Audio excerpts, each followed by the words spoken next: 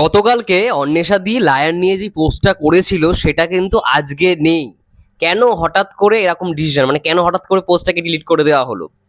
Lion নিয়ে এখন কি তাহলে আপডেট? লায়ন কি তাহলে হবে না? হাই এভরিওয়ান, আমি রূপম চলে এলাম নতুন ভিডিও নিয়ে। দেখো, এটা যখন গতকালকে হয়েছে, মানে হঠাৎ করে যখন এই আপডেটটা লিক হয়েছে, আমি তখনই ভেবেছিলাম বস এই পোস্ট বেশিক্ষণ থাকবে না। ঠিক তাই হয়েছে। প্রথমে পোস্টটা যখন দুপুরবেলা হয়, আমাকে অনেকে কমেন্ট করেছিল। আমি তার আগেও যদিও বা দেখে নিয়েছি অলরেডি, যখন আমি ভিডিও করি তখন থেকে আরও অনেক কমেন্ট আসা শুরু করে, তখন এই ভিডিওটা বানাই। এবং সেখানে পরিষ্কার কিন্তু মিমি চক্রবর্তীকে ট্যাগ করা ছিল, জিদ্দাকেও ট্যাগ করা ছিল, এবং ওখানে লেখাটা এইটাই ছিল যে মানে পরবর্তী জিদ্দার পরবর্তী সিনেমা লায়নের একটা গান রেকর্ডিং হচ্ছে এবং মিউজিক বাই রজত ঘোষ, এটা লেখা ছিল। বিকেলবেলায় পোস্টটা এডিট করা হয়, এডিট করে সেখানে মেনশন করা হয়, মানে যা যা ছিল সব ঠিকই থাকে, ওখানে মিমি চক্রবর্তীর যে ট্যাগটা ছিল সেটাকে রিমুভ করে দেওয়া হয়।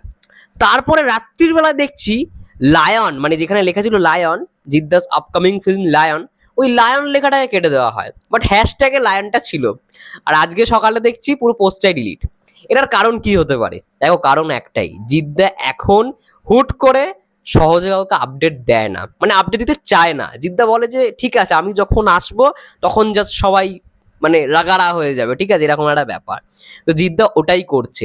প্রথমে মিমি চক্রবর্তীর ট্যাগটাকে হাঁটানো হয়েছে। আই থিঙ্ক, আমার মনে হয় যে মিমি চক্রবর্তী এখনো পর্যন্ত পুরোপুরি কনফার্ম নয়, আমার মন বলছে এটা। এবার হঠাৎ করে অন্বেষাদি কেন মিমি চক্রবর্তীকেই ট্যাগ করলো, অন্য কোনো নায়িকাকে ট্যাগ করলো না কেন? আই থিঙ্ক রজত ঘোষ যে আপডেটটা পেয়েছে, রজত ঘোষের কাছে যেটা আপডেটটা আছে যে হ্যাঁ, লায়নে মিমি চক্রবর্তীই থাকছে, এবং মিমি চক্রবর্তীর সঙ্গে আই থিঙ্ক হয়তো প্রথম পর্যায়ে একটা কথাবার্তা হয়েছে। এবং গতকালকে যখন এই আপডেটটা আসে, অন্বেষাদির পোস্টটা ভাইরাল হয়, মানে প্রত্যেকে এক্সাইটেড, মানে যারা যারা জিদ্দার ফ্যান্সরা ভেবেছিল লায়ন আসবে না, তারা সবাই কালকে থেকে ধরে নিচ্ছে লায়ন হবে। এবং আমি বলেছি ভাই, লায়ন দেরি করে হলেও লায়ন সিনেমাটা হবে, হবে, এইটুখানি বিশ্বাস রাখো আমার উপর। লায়ন সম্বন্ধিত যা আপডেট আছে, অবশ্যই আমি যেটা জানি আমি তোমাদের সঙ্গে সেটাই শেয়ার করছি, এবং এটা অথেন্টিক আপডেট, লায়ন সিনেমাটা হবে। লায়নের আপডেট নেই বলে লায়ন সিনেমাটা হচ্ছে না, এটা ভাবাটা ভুল। অলরেডি প্রি প্রোডাকশনের কাজ 50-60% এগিয়ে গেছে, এবং গানের রেকর্ড হচ্ছে, মানে বুঝতেই পারছো বেশি দিন কিন্তু আর নেই ফ্লোরে যেতে। এবার হ্যাঁ, এইটা একটা কনফিউশন প্রশ্ন হয়ে যাচ্ছে, যদি লায়ন ফ্লোরে যায় তাহলে কেউ বলে বিপ্লবী, কেউ বলে ডাকাত কবে ফ্লোরে যাবে। এটা একটা কনফিউশন আসছে, কারণ এখন থেকে গান রেকর্ডিং শুরু, মানে গান কখন রেকর্ডিং শুরু হয়? শুটিংয়ের ঠিক আগে, যাতে শুটিংটা প্রপারলি হয়ে যায়। তো এখন থেকে গান রেকর্ডিং হয়ে যাচ্ছে, মানে শুটিং কিন্তু বেশি দিন নেই শুরু হতে। এবার শুটিং বেশি দিন যদি শুরু না হয়, তাহলে আমি বুঝতে পারছি না, কেউ বলে বিপ্লবী, কেউ বলে ডাকাত, সেই ছবিটার প্ল্যান তাহলে কি হচ্ছে? মানে যেটা জিদ্দা অ্যানাউন্স করে দিয়েছে, লায়ন তো এখন অ্যানাউন্সমেন্ট করেনি, অফিসিয়ালি কোনো আপডেট দেয়নি জিদ্দা, ওটা পেপারে আগের বছর মহালয়ার দিন বেরিয়েছিল জাস্ট। কিন্তু প্রশ্নটা এইখানেই।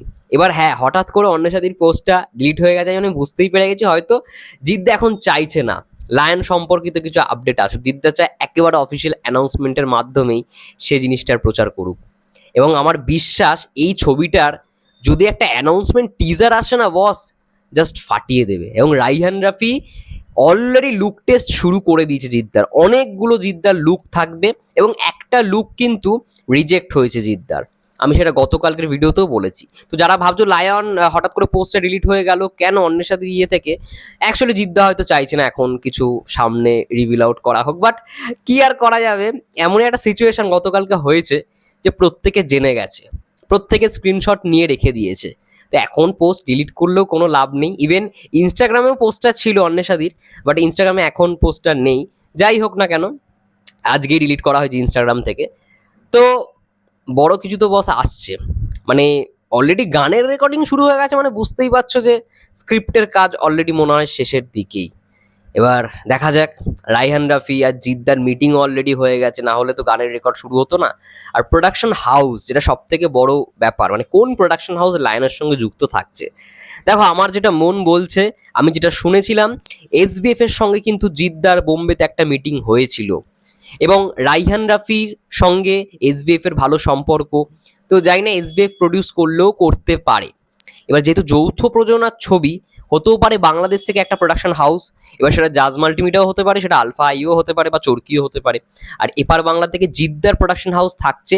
জিদ্দার প্রোডাকশন হাউস থাকছে, আমি এই কথাটা জোর দিয়ে বলতে পারছি কারণ রজত ঘোষ জিদ্দার প্রোডাকশন হাউসেই কিন্তু কাজ করছে, সে জিদ্দার বড় ফ্যান। তো তাকে দায়িত্ব নিশ্চয়ই জিদ্দাই দিয়েছে, আর জিদ্দা দেওয়া মানে জিদ্দার প্রোডাকশন হাউস যুক্ত থাকছে। এবার বাকি আর কে হতে পারে? একটা প্রোডাকশন হাউসই মাথায় ঘুরছে, সেটা হচ্ছে সুরিন্দর ফিল্মস। তো রাইহান রাফি বেশ কয়েক মাস আগে মহেন্দ্র সোনির একটা ছবি পোস্ট করেছিল নিসপাল সিং রানে এবং শ্রীকান্ত মোহতার সঙ্গে। তাহলে কি লায়নেরই সেটা মিটিং ছিল? হতেও পারে লায়ন সুরিন্দর ফিল্মসই হয়তো প্রডিউস করতে পারে। এবার দেখার বিষয়, অপেক্ষার পালা কবে অ্যানাউন্সমেন্টটা আসে। খুব শীঘ্রই হয়তো একটা কিছু অ্যানাউন্সমেন্ট আসবে, এটা আমরা আভাস পাচ্ছি। খুব শীঘ্রই হতেও পারে যে পরের মাসের একদম ফার্স্ট উইকেই লায়নের একটা বড় অ্যানাউন্সমেন্ট আমরা পাবো, এবং সেটারই তড়িঘড়ি চলছে। দেখা যাক, hope for the best. But এইটুখানেই বলে রাখছি, যতই পোস্ট ডিলিট করে দেওয়া হোক না কেন, লায়ন কিন্তু ভাই হচ্ছে। তোমরা ভেবো না লায়ন হচ্ছে না। গতকালকে গানের ছবি পোস্ট হয়ে গেছে মানে বুঝেই যাও, ব্যাস মানে কিছু তো খবর তো লিক হয়েই গেছে, এখন যতই ডিলিট করা হোক না কেন। বাট লায়ন যে হচ্ছে এটাই সব থেকে বড় আপডেট, এবং দেখা যাক কে প্রডিউস করে। আর খুব শীঘ্রই একটা অ্যানাউন্সমেন্ট আমরা পেতে চলেছি, খুব শীঘ্রই পরের মাসের ফার্স্ট উইকে। দেখা যাক কি অ্যানাউন্সমেন্ট আসে লায়নের পক্ষ থেকে বা লায়নের টিমের পক্ষ থেকে, রাইহান রাফিও কি বলে ছবিটাকে নিয়ে।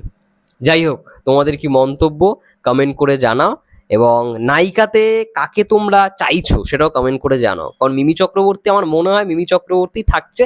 এবার কনফার্মেশনটা বাকি রয়েছে, নাহলে প্রথমেই মিমি চক্রবর্তীকে ট্যাগ করে দেওয়া আমার একটু খটকা তো লাগছেই। হয়তো নিশ্চয়ই মিমি চক্রবর্তীর সঙ্গেই জিদ্দার একটা কিছু কথাবার্তা হয়েছে লায়ন নিয়ে। আর রাইহান রাফি তো তুফানে মিমি চক্রবর্তীকে নিয়েই কাজ করেছিল।